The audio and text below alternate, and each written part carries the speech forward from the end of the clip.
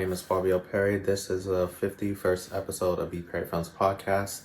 In today's episode, I'll be talking about my experience working full-time and also running my business full-time, and how it can be rewarding and some of the cons that come along with it, For people who watch my channel, I know many of you have part-time jobs, full-time jobs, have a family, part of after-school programs, accountability groups, memberships, taking courses, and you're just juggling life. And sometimes we feel overwhelmed or going through an adjustment phase. I know for me, returning back to working full-time was a big challenge for me mentally, because I'm just like, how am I going to plan all this? And how I'm going to focus on the business, how I'm going to reply to all these emails and get things done. And I'm just like, well, I really need the money right now. And I want to start investing into paying off my loans, invest into this business, invest into different softwares, equipment, and even invest in myself. I feel like all the time I'm putting so much pressure on myself, saying I have to be good at this, I have to be good at that, and I have to be the best at it. And sometimes you have to realize that you are the best version of you. You're better than yourself you were yesterday, the day before then, a month ago. Every day is a learning experience. And it's about you finding that inner voice, that inner line, that inner roar that's inside of you to get yourself going. Some people feel like it may be too overwhelming for them, so they just stay where they are. But when bills start piling, you have to make that financial decision. Am I going to keep spending all this money on the business that's not growing? Or am I going to become more financially stable and have something that gives me stability? Just finding a balance, For me, it was just trying to just channel what does that look like on the other side of that rainbow. And I know a lot of people have been hitting me up on TikTok, Alignable, and LinkedIn. And I know I've been very, very busy. I haven't been able to really reply to people's emails in the past 2 or 3 weeks. And sorry for the inconsistency, because I normally reply to people within 48 hours. But I had to realize that sometimes I had to step back from the business and realize that I'm not feeling fulfilled in certain areas where I could be fulfilling my needs somewhere else. Maybe I don't have the clientele that I need right now, and maybe I need to refocus. Or maybe I should spend more time brainstorming and, having that other resources of money coming in, And I always talk about brainstorming, getting that proper mindset, getting that intensity inside of your body to actually accomplish a goal. I never experienced imposter syndrome, so I knew it was possible, but I had to figure out under my calendar, my Google calendars, my iCalendar, and all the other resources that I use, Asana, Monday, whatever platform that you use to schedule all your days and all your meetings, and just work around it. When I take my breaks, I'm constantly working, looking at my emails, seeing how I can get back to them, planning at least weeks in advance before posting a video. So I'm batch recording. Sometimes I'm doing 2 to 3 videos in one day. I think 3 is my limit. I'm posting on YouTube, TikTok, Alignable, LinkedIn, so many different platforms. And I always tell people, you don't need to be everywhere, but sometimes my audience is somewhere else other than YouTube. And I think YouTube has been a great stepping stone for me, because it's getting me outside of my comfort zone. And I know it's helped out so many creators out there, a lot of introverts. I'm an introvert, so you're not alone. Not everyone has to be outgoing and excited all the time and just faking out a facade of a personality. You don't need all that. There are people that are just like you that are willing to put in the work and become greater than yesterday. It's all about starting. I wrote 2 years ago on my first vision board, I wanted to start, but nobody knew what I meant by that. And I wanted to start my own business. I wrote the BPerryFilms catalog, of services back when I was 16 years old. So it's amazing how two business plans have merged into one company. And I've been writing business plans for many, many years. I'm on my 13th one that I'm writing. And I'm always trying to find ways to reinvent myself, finding new interests that I have. I have a passion for writing. For those of you who are subscribed to my email list, know that I like to write motivational speeches, getting people to think outside the box, getting people to find more comfort in themselves, and just be true to their nature. I never try to force people outside of their comfort zone and make them want to feel like they have to be someone else. But you can only just be you, because that's the only person that you fully know 100%. And there's always going to be something that you're going to figure out mentally and physically. Just knowing your boundaries, knowing your limits. I think what really helped me out with this job and preparing for this mindset is that I went to college. I was a part of honor societies. I got inducted.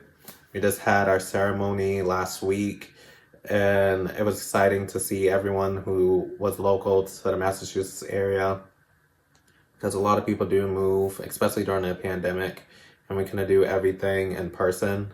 But it was nice seeing how many people who have accomplished so many milestones, whether it's them doing community service, their academic success, their personalities, their income, just people just taking on those challenges that people say that you never be able to do. And I think it's important for us to challenge ourselves, not always think about what someone told you that you can't do, but think about where you can become in the long run, and be true to yourself and all the things that you stand on. It's all about just finding avenues that you can maneuver. For me, a long time ago, time management was something that I struggled with, because I was just doing so much. I was always a part of 4 or 5 clubs and organizations on and off campus. I was always choreographing something, teaching a workshop, teaching a master class or something, balance my academics, whether it's like 6 or 9 classes, and not taking breaks in between. Like, I really pushed myself, and I graduated with my master's in 1 year, and who does that? But for me, I had my mind made up. I said, I'm not doing an additional semester. I want to graduate right then and there. And I made it happen. I was the youngest one in my master's program, and tried out a new major that they just created called Organizational Leadership and Business Management. And I learned how to become a consultant, working with $1 million companies, 6-figure companies, and even startups with this company. And I have seen so much growth in myself and also in my students, my clients, that I just enjoy seeing them succeed, and seeing how many of these podcast episodes that I have accomplished, like getting the opportunity to work with American Diabetes Associations, Grammarly, Metricool, Thinkific, Boston Arts Academy, Joe's May Dance, some producers, some real estate agents, like Compass, QuickBooks. Everyone knows I like to post about QuickBooks because I'm big on finding ways to save, learning how to keep your numbers in check, because that's important. But people forget all about the minor things that help us get to the big growth. We always want to skip over to the last level, but we never want to focus on the core foundation. If you don't have a strong core and have a why to your purpose, you're not going to make it that far. You have to keep pushing beyond your limits. Like I said, I'm going to keep rephrasing it all the time, like I do on every podcast episode, just about. When you write that pen to paper, that is the first step to achieving a goal. And like I said, I struggled with time management, so I always invested in planners. And that's my favorite thing to use. I even created my own called a YouTuber's Workbook. In that workbook, I basically teach people how to come up with their own niche, come up with a channel name, figure out what their interests are, how to break things down into content pillars and layers, and how to pitch out each video. Every video came up with one word. It could be the title, it could be the, or just beginning, could be end, or just growth. Those are some catchy titles. And not everything has to be a long phrase, not everything has to be a hashtag, because that's not really relevant. You want to think about what is your aspirations in life and focus on that. I did a presentation at Dean College. They had me come in and do a presentation in front of, I think, 300 people. And that was the first time I did a speaking engagement that big, and I want to do a TED Talk in the future, so that was a good stepping stone. And I just remember when I first started this company, I was just presenting in front of maybe one person, then 5 people, then 20 people, and then the list keeps going and going. And I see that people are really investing in me because there's that level of trust. But for me, I need to keep true to who my intentions are with myself and just keep being passionate about the things that I want to accomplish. And I can see this channel growing 5 years from now, if people support, of course. But I just want to see how far I can go. Maybe I might have my own app. Maybe I might have my own station. There's so much stuff that I have been learning and have been experimenting with. Like, I'm even on TikTok, and I was one of those people that said, I'm not a big fan of it. It kind of grew on me. I like the audience that's on it. And I grew pretty fast on the platform. It's at BPerryFilms, of course. And I've been experimenting with going live, having guests on there, just regular people, and just having a normal conversation. And people just saying like how warm my channel is, my page is, and trying to give encouragement to people, because I didn't have that all growing up as a kid. A lot of people were saying that I couldn't make it, I'll never be successful, I can't do this, I can't do that. But speak on your own truth.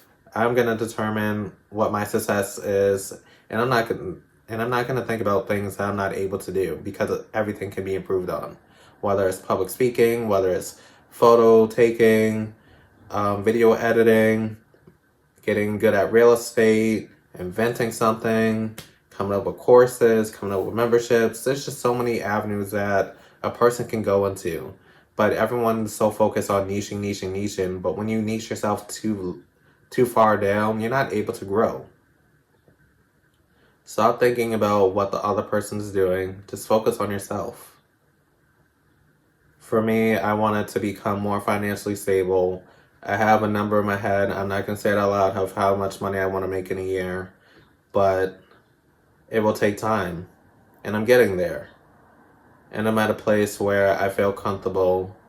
However, I feel like there's more opportunity for me to grow in knowledge and also in my income. And like I said, I'm just like all of you. You're probably watching this video because you're thinking about starting a full-time job or starting a business, and you have seen me grow from my old channel to this new channel, BPerryFilms Experience. And like I said, I'm just taking all the knowledge I have gained from prior experiences and applying it now. And I even took my course, Creating an Effective Business Plan, and it has helped me understand my ideal clients a lot better. It helped me stay focused on what my goal is. And it helped me get that clear vision of, this is what I need for assets. This is what's going to be a liability. This is what I need to hire my first team member. This is what I need to persevere or scale or upgrade software and equipment. I learned so much. I've been editing on my iPad for so long, and I'm so happy that I'm able to afford a new computer that I worked so hard saving to invest in. I got the MacBook Pro, 14-inch, M3 Pro, and I'm going to keep that computer for at least 10 years. And it's going to enhance my experience, and hopefully the video editing will get better and people will subscribe to the channel. I'm investing in new software, video editing software. I'm trained on iMovie, LumaFusion, Final Cut Pro, Riverside, which I'm starting to use, and it's just a great resource.